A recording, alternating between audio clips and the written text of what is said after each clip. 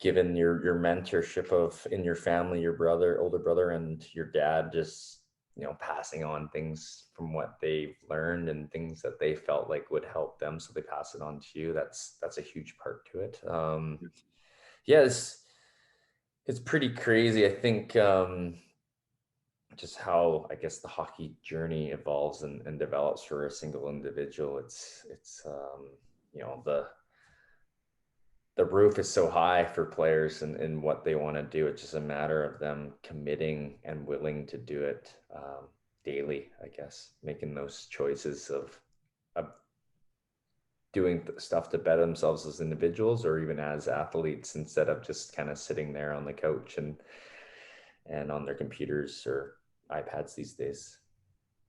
Yeah, definitely. It definitely takes commitment, but I think everyone enjoys the feeling of improvement and satisfaction that can come with that. So, I think part of what, it wasn't always easy for me. My journey was full of, it wasn't always great. So, and that's part of why I do what I do now, is that all that skill work I did got me an opportunity. All the physical work and all the skill development that I put in got me an opportunity. And, but the reason I do what I do now with aim ability is, the understanding I have that it's not enough. It's really the other side of the coin in terms of intangible skill development and navigating the psychological aspects of the experience and making sure that you're training psychologically as well as physically is really, really important, because now you're at a point where the skill development is such a high level. There's so many, everybody's getting skilled. Back then I was really, in the area I was in, I was one of the only people that really put that time into that type of skill development. Now everybody's doing it. So from a pure goals and aspirations point of view, the next area to really bump up your potential is in the intangible side, the psychological training, which is something for me that it's really come to a point where you can train things like focus, attention, or self-awareness, and it's not scary. It's nothing weird. It's nothing strange. It's pretty straightforward and pragmatic, logical, and it's just like any other skill. You can put time into it and train it, yeah, and see benefit from that. So so for me, what I learned in my experience is that you have to understand, and you have to understand your motivation. You have to understand the different elements that go into getting to where you want to get to, and you have to understand how to navigate that efficiently and navigate the ups and downs effectively. So that's what I really try to pass on to young athletes and people that want to learn about that experience and what it took. So for me, I definitely could have put more time into that psychological training, for sure.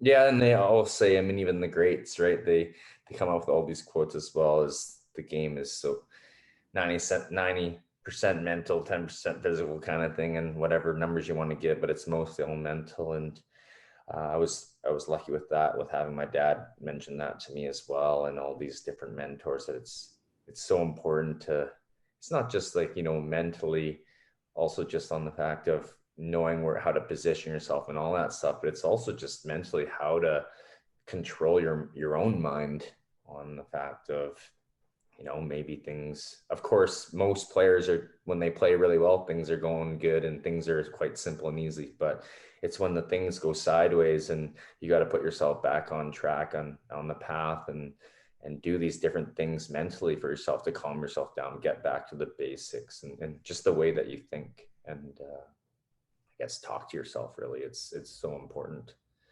Yeah, yeah, definitely managing self-critic and managing self-doubt, and just having a general understanding of how the you know the brain works and how we develop thinking patterns. And if you're a player that slams your stick or gets frustrated after every shot you miss or after every pass you miss, or are really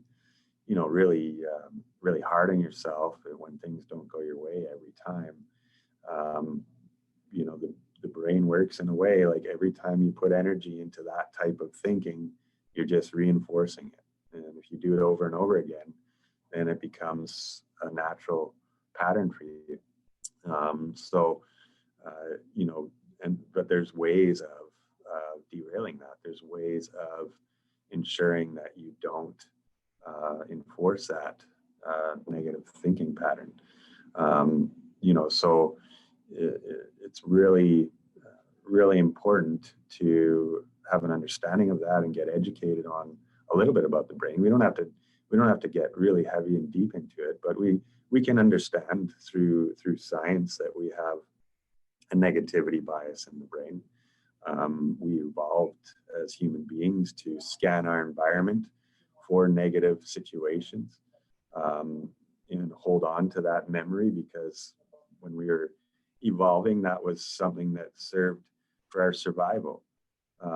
So now we fast forward and we're still operating on that old hardware. So we are negative information holds a lot more weight than positive or neutral information, and most of our lives, most of our days are either neutral or positive, but the negative information always holds more weight and sticks in our memory because of just the way the brain works. So doing things, again, training focus, training awareness of our thinking and our ability to choose to regain focus on the task at hand, is a skillful use of attention and awareness, and it can be trained. And so we can kind of rewire, in a sense, that negativity bias through practice and training. So it's really important to have a little bit of an understanding of that, and knowing that the brain is malleable. And again, if we commit to those types of thoughts after every time we make a mistake or miss a pass or miss a shot, we're just solidifying that negative self-critic every time. So just having a general understanding of that is really important. Also, I think understanding motivation is really important in hockey. I played with some of the best players ever to play the game, and their motivation, they were like kids.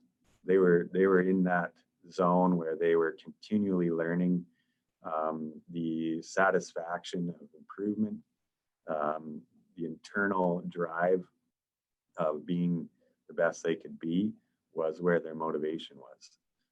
I think a lot of people can get caught up in the status of the game, rankings, external validations.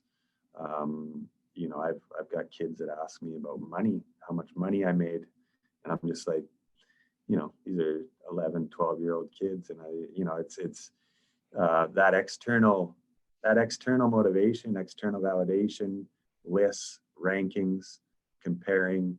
Um, it's there, but the best players I played with, they weren't worrying about how much money they're making. They weren't worried about comparing themselves to other players. They had this belief in themselves, and they had incredible work ethic, and it was all about um, working on their game, the internal drive of being at the best, and they put the work in to do so. Um, I wasn't around Crosby for long, but I got to see what he was like, and he was an internally motivated athlete, and he was always learning. He was a great teammate in terms of reinforcing things his teammates did well, but he's also asking questions from other teammates. He asked me, who was I was up and down in the AHL, but he saw something I did well, and he asked me about, why I did it. And so he wasn't a guy was the best player, one of the best players in the world, and he's still learning from everybody he can. And that's that internal motivation. All the external stuff, it's there. The money's there, the status is there, but there's not a lot of weight in that. So if you're a young player or a parent and you're watching every list that comes out and you're comparing, and it's not a great place to have your motivation and your satisfaction from the game. Again, the internal drive, the internal satisfaction of improvement. If you can have the bulk of your motivation, the weight of your motivation coming from that internal source, you're going to be in a good spot in this game, and it'll be a lot more fun. So. Right. Yeah. No, I agree, and that's really being directed towards, I guess, most players and parents now, is just to better yourself.